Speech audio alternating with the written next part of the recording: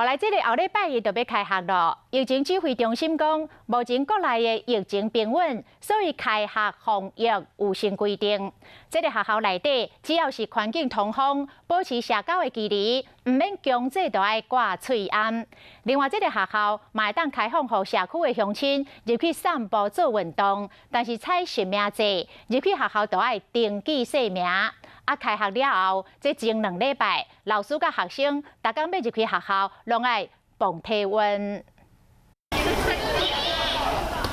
暑假要结束啊，8月31开学，新学期学校的防疫有新的措施。中央流行疫情指挥中心评估国内疫情平稳，幼稚园到高中只要保持上课环境的通风，维持社交距离，就免讲一定爱挂喙罨。但是有一些所在嘛是一定要挂喙罨，咱来听教育部长安怎讲。那当然，在密闭的空间或搭乘交通车辆这部分呢，就要来戴口罩哈，包含像在厨房准备餐饮用餐打菜的。来，我帮你量。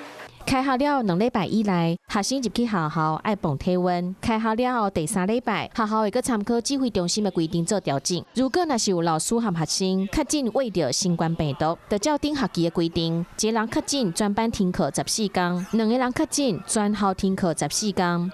社区的人若入去学校，嘛是爱管制。